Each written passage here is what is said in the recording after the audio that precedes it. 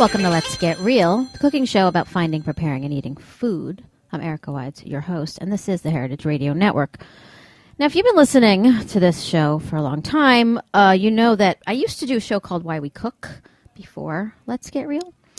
And after about 2 years of doing Why We Cook, I decided that I wanted to kind of rebrand and start talking about, you know, what I really like to talk about, which is foodiness. And so I got together with my co-producer, Chris, about 2 years ago, and we reformulated this show into Let's Get Real. First, basically because I want to be the Jon Stewart of food, and secondly, because I wanted to have a little more fun with the show. Now, even though the show is campy and it's funny and it's fun, there's a serious underlying philosophy to Let's Get Real, and that is that the messages from the real food movement to the mainstream aren't getting through because we're not being realistic, and we or they assume that people care about food and where it comes from also, and that's not necessarily the case. So that's why I wanted to change the brand to this. And as part of the whole package, we've been working on getting attention and getting media attention and creating something marketable so that, you know, eventually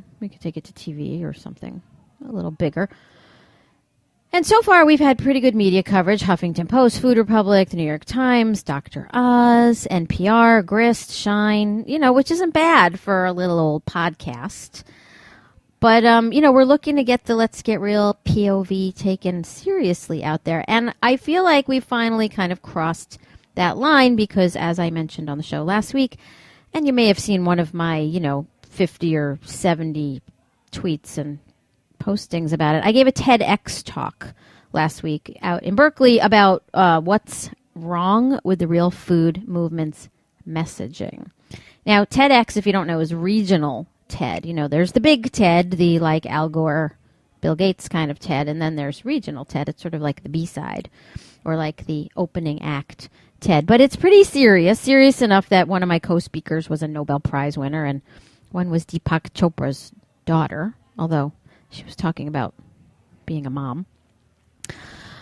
And I tweeted about it and I posted about it because I want everybody to be able to watch it. But it turns out that it's going to be a while before the TEDx talk is available because it has to be edited and then it has to be approved by Big Ted. And so because it's going to be a while, I thought that maybe for this week, I would bring you like a reenactment. A dramatization reenactment of the TEDx talk. But before I get to that, I kind of want to fill everybody in on how it actually happened. And you have to go back to the launch of Let's Get Real, which was in the fall of 2011, and connect the dots. And I just want to point out how we got from launching a podcast to doing a TEDx talk in a year and a half. Now, it was like, in a way, like guerrilla PR. Now, Chris, who's my co-producer, also works as kind of the de facto publicist on the show, and he represents this fancy men's salon in Manhattan. And the owner of the salon used to give free haircuts to the editor of a Manhattan magazine, who would then give the salon press. See, one hand washes the other. And then that editor moved on to a site called Food Republic. And so Chris knew the guy from Food Republic, and he pitched him. And that guy assigned me to write a piece about foodiness, which I did. But then the editor liked the piece, but he wanted to change it completely to something else, which was focusing on scary ingredients in your processed food, which is something I talk about it, but not really my specialty. And I didn't really want to do it. And Chris said we had to because we needed the press. So I did. And then the piece came out, and I got hundreds and hundreds of hateful comments saying that I don't understand science, which I kind of don't. I wasn't really supposed to be writing a scientific piece, but then the piece got aggregated on the Huffington Post, where it was liked by like 35,000 people. And then a few months later, we wrote an op-ed piece for the Huffington Post called, "If the real food movement expects the public to raise chickens and grow vegetables, they're just going to keep on eating nuggets and puffs." Well, the Huffington Post ignored that. We're still waiting. But meanwhile, all those blog entries from all the mompreneurs that they post are so important. But anyway, the op-ed comes back shortly in the story, which is why I'm telling you about it. Cut to a year later. And a producer from Dr. Oz calls Chris because they're doing a show on industrial ingredients in fast food, and this producer had done a Google search on that, found my article from the Google search, assumed I was an expert, and asked me on the show.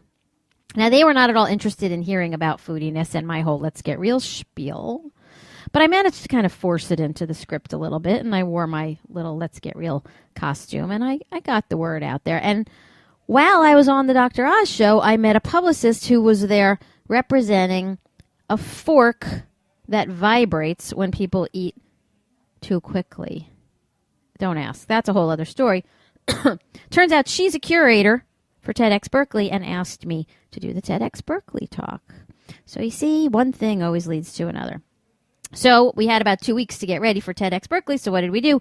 We pulled out the scorned Huffington Post op-ed piece, dusted it off, turned it into a pitch, and sent it her way. And lo and behold, I'm asked to give a TEDx talk about why the real food movement's messages aren't making their way to the mainstream. And that's how a little old podcast from Brooklyn that nobody heard of went from 0 to TEDx in a year and a half. Not to pat myself on the back or anything, but I think that's pretty impressive.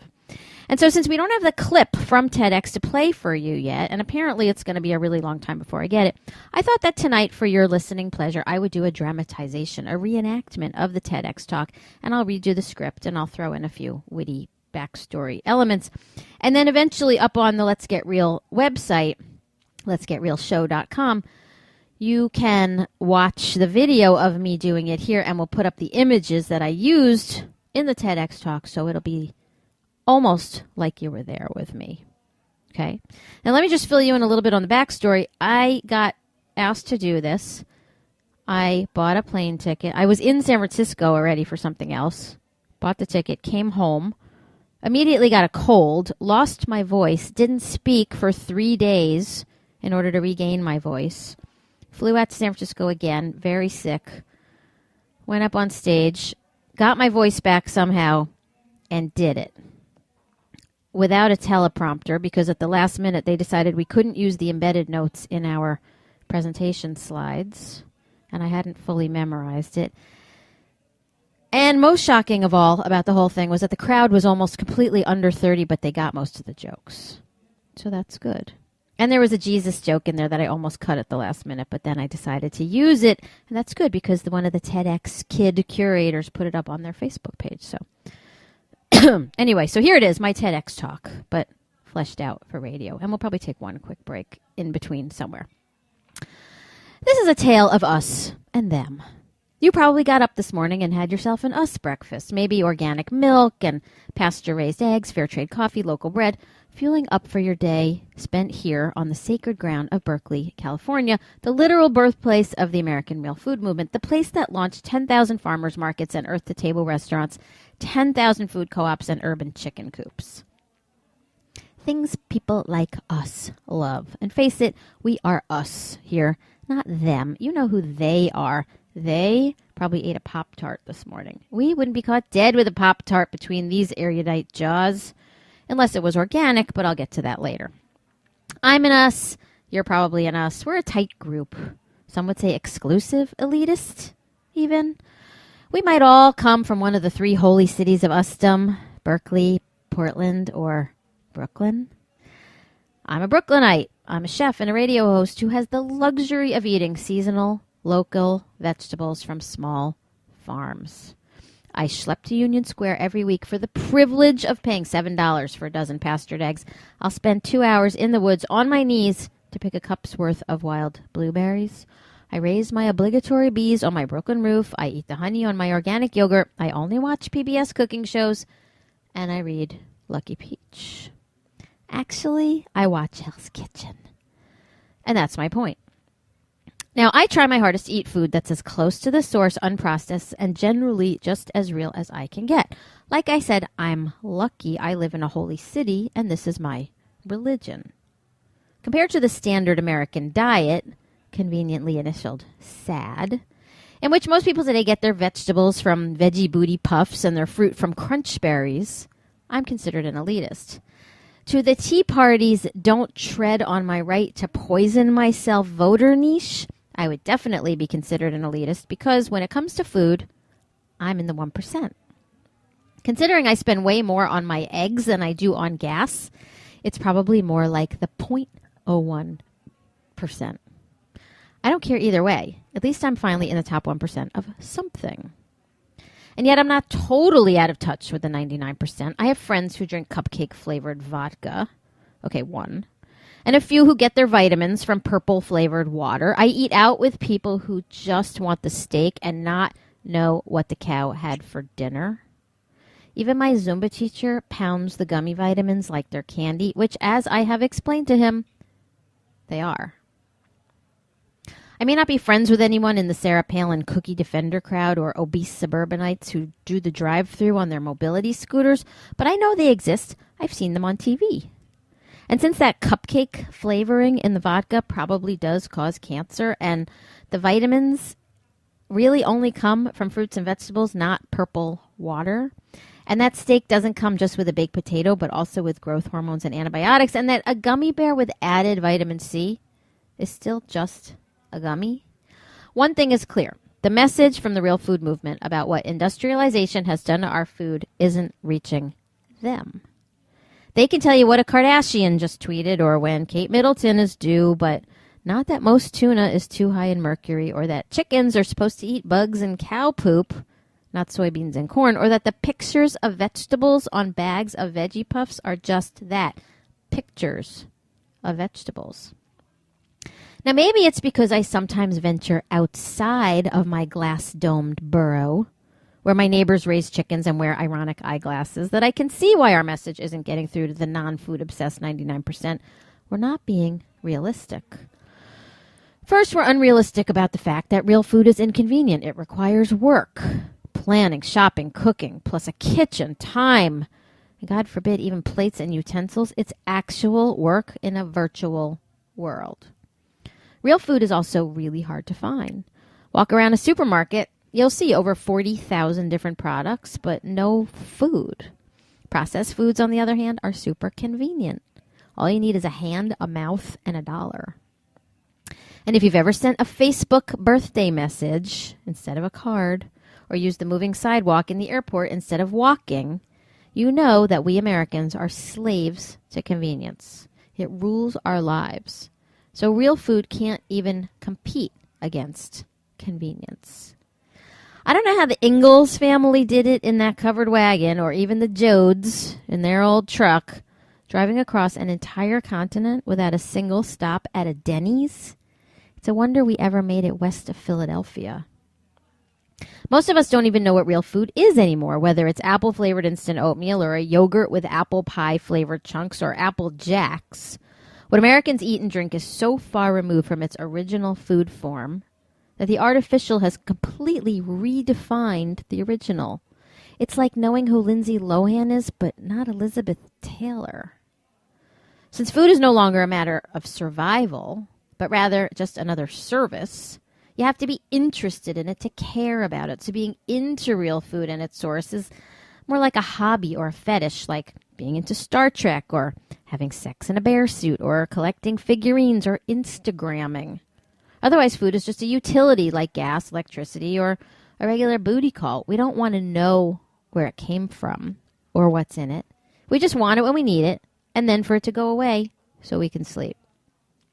And yet, what's the message that we, the real food elite, send out to everyone else? Eat seasonal, eat local, eat organic, eat real. We're telling people to make a very big effort to do very inconvenient things they may not even care about or understand. I mean, after all, what is the season for Veggie Puffs? Where is the protein bar ranch? Are the goldfish in my goldfish crackers farmed or wild caught?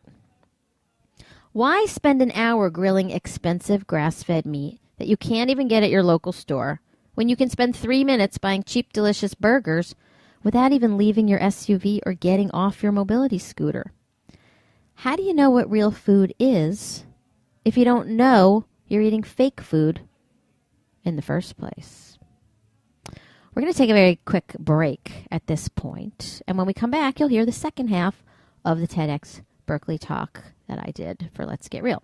We'll be back in just a minute. You're listening to Lung by Iggy Dean on the heritageradionetwork.org.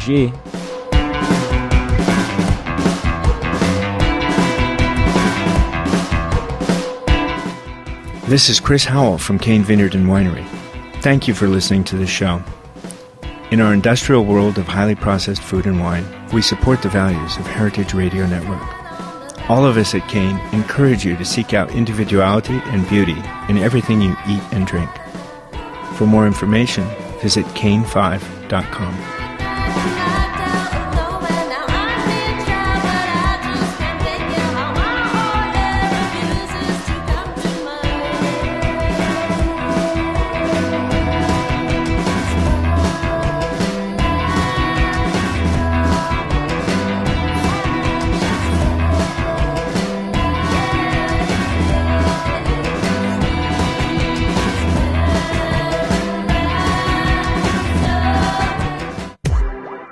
You know heritageradionetwork.org is a member-supported nonprofit organization.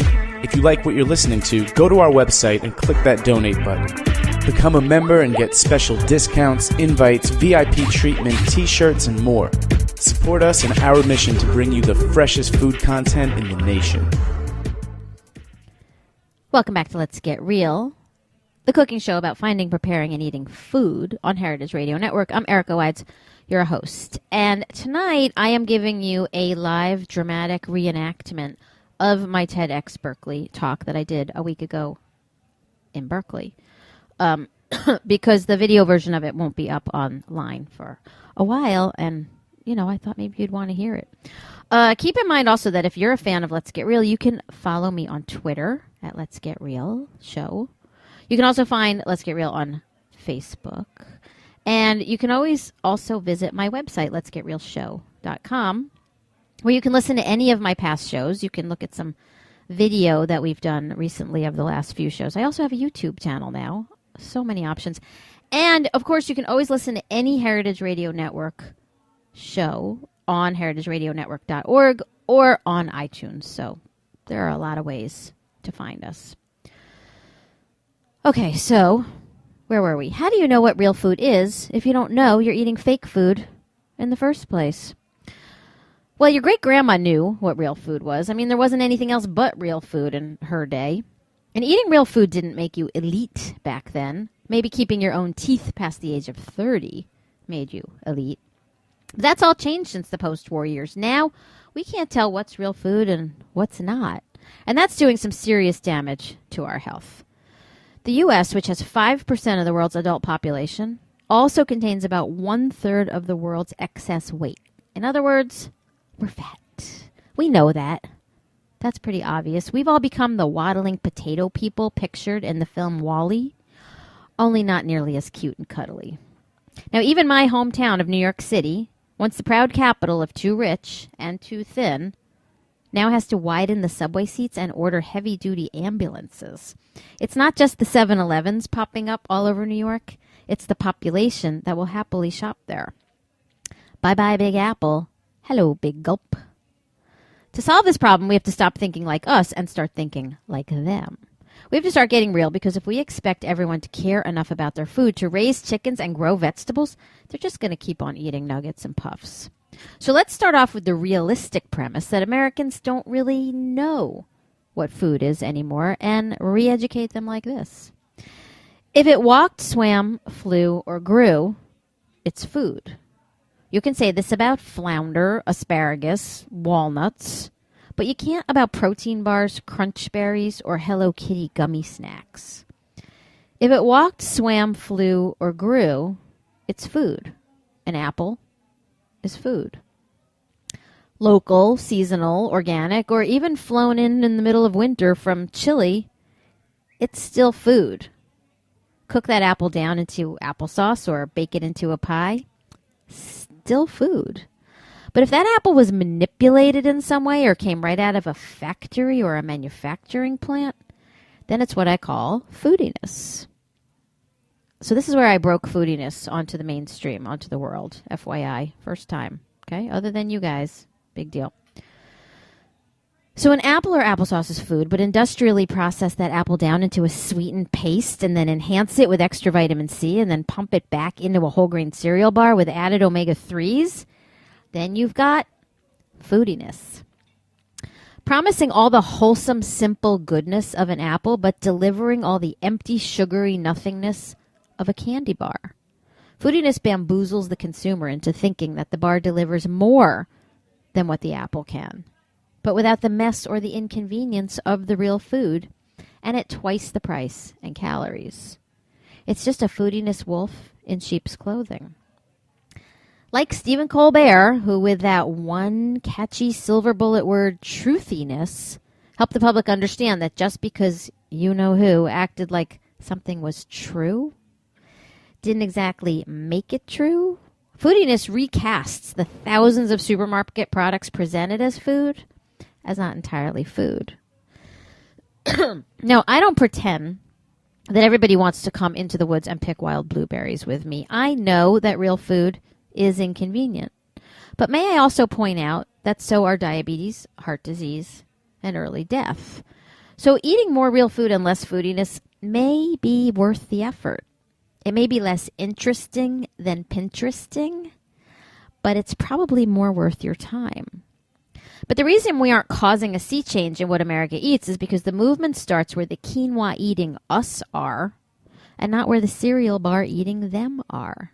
The real food elite either preach to the converted, like one big organic food co-op circle jerk, or tries to inspire the scooter riders to stir fry instead of Kentucky fry. We're also bombarding people with a constant stream of confusing and often opposing messages. It's enough to give you a case of orthorexia, a newly diagnosed eating disorder where you can't eat anything because nothing is safe enough, healthy enough, or good enough. I'm pretty sure I have a case of that. So where do we start? Where people are. At the Megamart, the Walmart, or the Mini Mart. What choices are there? Simple. Eat food, not foodiness. Eat fruit, not fruit bars. Eat vegetables, not veggie puffs. If it comes in a bottle, don't drink it unless it's alcohol. Feed kids cheese, not string. Eat chicken, not fingers. These choices aren't as convenient as their foodiness alternatives, but they're closer to simply eating real food. Getting to know the food's origin, birthplace, and season can come later on. And since we're inundated with foodiness propaganda about smart foods and enhanced foods and foodiness products that are better than food and yet taste suspiciously like candy or junk, we need to work to uncast these spells with ideas that people might actually remember, like real food is already smart. If it tastes like candy, it probably is. And whole grains come from plants, not Captain Crunch. So I'm setting a very low threshold here. I don't expect everyone to grow a garden. It's more like we need a real food GPS for the takeout counter. And that's where we have to start. After all, buying a banana at 7-Eleven is way better than a banana Slurpee. Eating a 1,000-mile winter strawberry is better than a strawberry Go-Gurt. A homemade burger, even one that ate corn, not grass, is always better than fast food. Human friends will always be better than your Facebook friends, and the original Stepford Wives will always be better than the Real Housewives. Creating a doable real food lifestyle at the Megamart, no chicken coop, homegrown vegetables, or hand-harvested sea salt required, is how we reach everybody. And then we can begin to move the dial, and then eventually the scale. We can still tweet about it and post it and pin it and Instagram it and still make it home in time to watch Hell's Kitchen. So that was the TEDx Berkeley talk that I did about foodiness, launching foodiness on the world. I got big laughs, big applause, went really well, and I wanted to bring it to you tonight. I think going from wee little podcast to TEDx in a year and a half is pretty good. It doesn't just say a lot about the show, but it says a lot about the power of radio and the power of heritage radio and the power of the internet. And hopefully we can just keep reaching a broader audience as we go along. Now, before we close tonight, I do want to remind you that tomorrow night in New York, if you're around at the Astor Center, is the yearly fundraiser gala event for Streets International, which is a program that I've been involved with for years. It's very close to my heart. It's a training program in Vietnam for severely disadvantaged kids. It trains them to work in the restaurant and hospitality and tourism industries. We're having our fundraiser at the Astor Center. There are still tickets available. Go to streetsinternational.org. And if you were listening earlier on Heritage, we did a little live segment with a couple of the trainees who are here from Vietnam for the event. And if you come to the event tomorrow night, you can meet them and taste their food. And there'll be lots of other great chefs from New York in town, too. So that's it for Let's Get Real, the cooking show about finding, preparing, and eating food. I'm Erica Wides. I want to thank my co-producer, Chris Nutter, Adam Rosenberg, cinematographer, and Joe Galarraga in the control room. Remember, you can find us on Twitter at Let's Get Real Show. You can find me on Facebook. You can visit letsgetrealshow.com, and we'll see you next week.